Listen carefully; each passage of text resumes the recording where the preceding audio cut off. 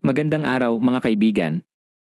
Maligayang pagdating sa ating channel, Panaginip, isang lihim na mensahe. Ngayon, bago natin simulan ang ating artikulo para sa araw na ito, gusto kong sabihin muna, ang mga panaginip ay hindi lang basta mga panaginip. Marami sa atin ang nagtatanong, bakit ako nananaginip ng ganito? May ibig sabihin ba ito?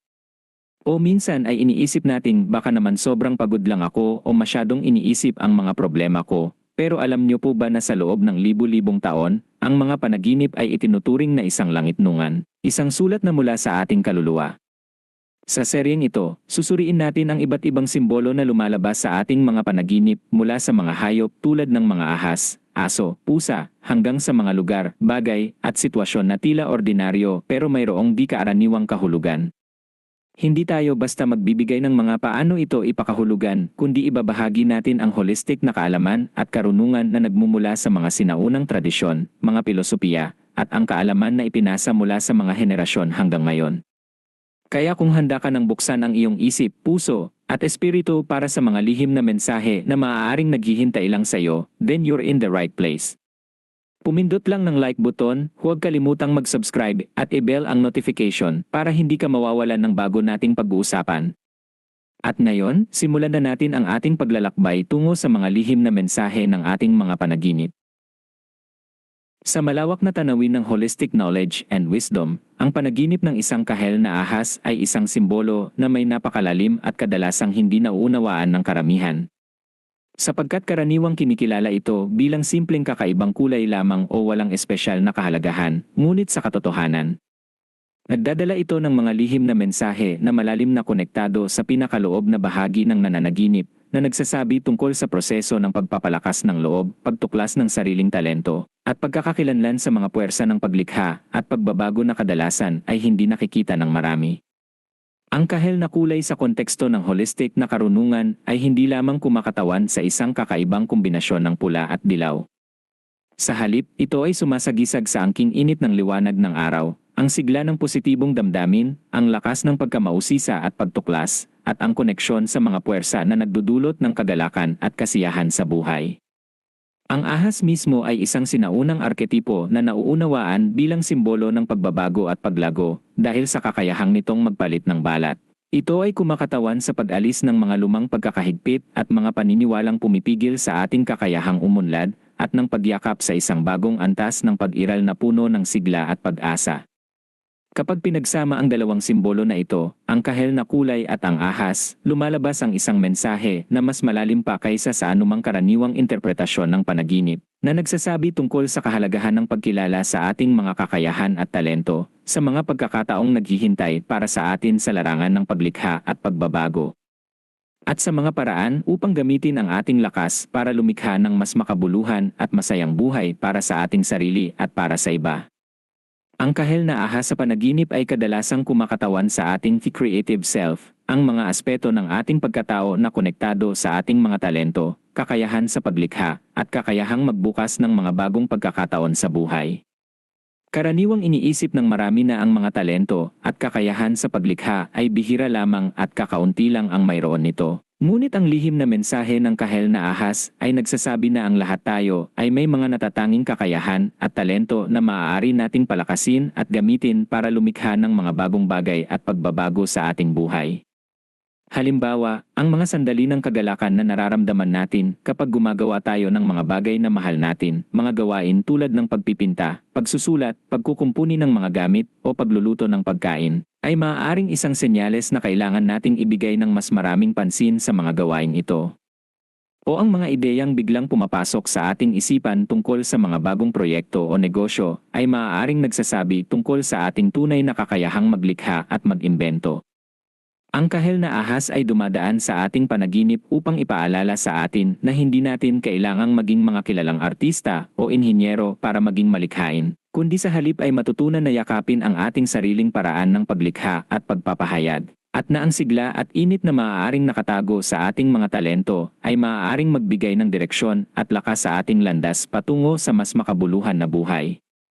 Bukod pa rito, ang kahel na ahas ay maaaring kumatawan sa isang malalim na proseso ng pagpapalakas ng loob at pagtuklas ng sariling lakas na nagsisimula sa pagkilala sa ating mga tagumpay at mga biyayang natatamasa natin sa buhay. Pag-aapoy ng sigla, tulad ng mga sinaunang ritual na nagsasabi tungkol sa mga bayaning nakamit ang kanilang mga layunin sa pamamagitan ng paggamit ng kanilang sariling lakas at talino. Karaniwang natatakot ang mga tao sa ideyang ito ng pagpapakita ng sariling kakayahan dahil inaakala nila na ito ay pagiging mapagmataas o makasarili. Ngunit ang lihim na mensahe ng kahel na ahas ay nagsasabi na ang pagkilala sa ating mga kakayahan ay hindi pagiging mapagmataas kundi pagpapahalaga sa sarili na nagbibigay daan sa atin na ibahagi ang ating mga talento at biyaya sa iba. Sa panahon ng pagtuklas na ito, natututunan nating maunawaan ang mga paraan kung paano natin maipapakita ang ating mga talento sa iba, mga paraan upang turuan ang iba ng mga kasanayang alam natin, at mga paraan upang gamitin ang ating mga kakayahan para makatulong sa ibang tao. Maaari itong magdala ng kagalakan at kasiyahan sa ating puso sa simula, ngunit sa huli, nagbibigay ito ng layunin at kahalagahan dahil natututunan nating mamuhay ng may direksyon at adhikain. Ang kahel na ahas ay nagsisilbing gabay sa paglalakbay na ito, bagamat maaaring mukhang hindi alam ang landas o mapanganib sa una. Ito ay nandyan upang tiyakin na tayo ay sumusunod sa tamang paraan ng pag-unlad at na makakamit natin ang tagumpay na nararapat sa atin. Isa pang lihim na mensahe ng kahel na ahas na hindi alam ng karamihan ay ang koneksyon nito sa mga sinaunang kaalaman tungkol sa mga puwersa ng pagbabago at pag-inobasyon at sa mga tradisyon ng mga negosyante, inhinyero, at mga tagapagtatag ng mga komunidad na nakilala sa kanilang kakayahang lumikha ng mga bagong paraan ng pamumuhay. Sa maraming kultura sa buong mundo, ang kahel na kulay ay iginagalang bilang simbolo ng mga bagong simula, mga pagkakataong dumating sa tamang panahon, at mga puwersa na nagdudulot ng pag-unlad at pagbabago sa lipunan.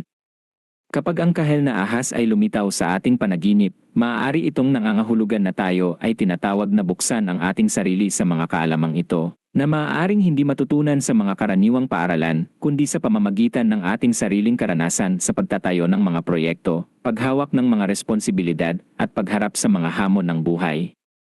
Maaari itong magpahiwatig na may mga pagkakataon tayo na makapasok sa mga bagong larangan ng trabaho o negosyo, mga pagkakataong magsimula ng sarili nating negosyo o organisasyon, o mga pagkakataong makilahok sa mga proyekto na makakapagbago ng buhay ng maraming tao, mga bagay na hindi natin napapansin dahil mas nakatuon tayo sa mga gawin ng ating kasalukuyang buhay. Halimbawa, maaaring kailangan nating mag-aral ng mga bagong kasanayan, sumali sa mga organisasyon na nagtataguyod ng pagbabago, o lamang maglaan ng oras para isipin at balikan ang mga pangarap na natin noong tayo ay bata pa. Ang kahel na ahas ay nagpapahiwatig na oras na para tuklasin ang mga pagkakataong ito at gamitin ang mga ito upang buhayin ang ating potensyal at tulungan ang iba na makamit ang kanilang sariling mga pangarap. Bukod sa mga aspeto ng sarili, ang kahel na ahas ay maaari ring magdala ng mensahe tungkol sa ating mga relasyon sa ibang mga tao at sa mga sitwasyon sa ating buhay na tila nangangailangan ng sigla at positibong damdamin. Minsan, ang ating mga relasyon ay napapailalim sa mga hidwaan o kawalan ng sigla dahil sa mga problema at stress ng pang-araw-araw na buhay. Ang kahel na ahas ay maaaring ipaalala sa atin na kailangan nating magdala ng positibong damdamin at sigla sa ating mga relasyon, dahil ito ay ang susi sa pagkakaroon ng masayang at makabuluhang ugnayan sa iba. Maaari itong magpahiwatig na may mga bagay tayo na kailangang gawin upang mapahusay ang ating mga relasyon, tulad ng pagbibigay ng mas maraming oras sa ating mga mahal sa buhay, paggawa ng mga bagay na magdudulot ng kagalakan sa kanila, o pag-aayos ng mga pagtitipon at okasyon na magdudulot ng pagkakaisa sa pamilya at mga kaibigan. Sa halip na payagan ang mga problema ng buhay na pumatay ng sigla sa ating mga relasyon, ang kahel na ahas ay nagsasabi na kailangan nating gumawa ng mga aksyon upang panatilihing buhay at masaya ang ating mga ugnayan sa iba. Maaari rin itong magpahiwatig na kailangan nating makipag-ugnayan sa mga taong positibo at masigla, mga taong makakapagbigay sa atin ng lakas ng loob at inspirasyon upang harapin ang mga hamon ng buhay. Ang kahel na ahas ay maaari ring kumatawan sa isang bagong yugto ng ating buhay na puno ng pagkakataong makilahok sa mga gawain na may kinalaman sa edukasyon, pagpapalaganap ng kaalaman, o pagtulong sa mga kabataan na matuklasan ang kanilang sariling mga talento at kakayahan. Minsan, Ang buhay ay nagdadala sa atin ng mga pagkakataong maging guro, tagapayo, o mentor sa ibang tao, mga pagkakataong ibahagi ang ating karunungan at karanasan sa mga taong nangangailangan ng tulong.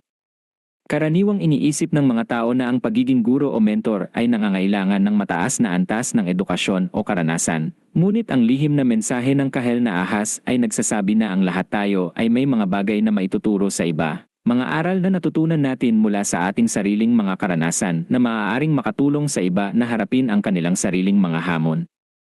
Ang kahel na kulay ng ahas ay sumasagisag sa angking init at sigla na nasa loob natin, isang enerhiya na nagbibigay daan sa atin na turuan at inspirasyonan ang iba ng may kasiyahan at dedikasyon.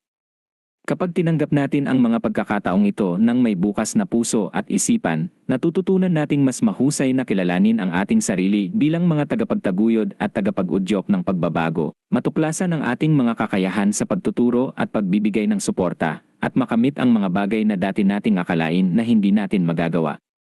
Ang kahel na ahas ay nandyan upang gabayan tayo sa prosesong ito, upang ipaalala sa atin na tayo ay may mahalagang papel na gagampanan sa paghubog ng kinabukasan ng iba at ng buong komunidad. Isa pang mahalagang aspeto ng kahel na ahas na hindi alam ng karamihan ay ang koneksyon nito sa ating mga pangarap na may kinalaman sa paglikha ng mga bagong paraan ng pagpapasaya at pagpapalakas ng loob sa ating komunidad, at sa ating kakayahang magdulot ng positibong pagbabago sa paraan ng pamumuhay ng mga tao sa ating paligid. Sa maraming kultura, ang ahas ay iginagalang bilang simbolo ng pagbabago at pag-inobasyon, ng kakayahang lumikha ng mga bagong paraan ng pamumuhay na mas masaya at makabuluhan. Ang kahel na kulay ng ahas ay nagpapahiwatig na ang mga pagbabagong ito ay dapat na nakabatay sa mga prinsipyo ng positibong damdamin at pagkakaisa, na kailangan nating turuan at ipakita sa iba upang makagawa tayo ng mga pagbabago na makakapagbigay ng positibong epekto sa buhay ng maraming tao. Karaniwang kinokontrol ng mga tao ang kanilang mga pangarap o mga ideyang makakapagbago ng paraan ng pamumuhay dahil sa takot sa pagkakaiba sa iba o sa mga paniniwalang hindi sila makakagawa ng malaking pagbabago. Ngunit ang kahel na ahas ay nagsasabi na ang mga pangarap na ito ay bahagi ng ating natural na pagkatao bilang mga nilalang na may kakayahang maglikha at magbago. At maaari nating gamitin ang mga ito bilang isang puwersa para sa pag-unlad at pagbabago ng buong mundo.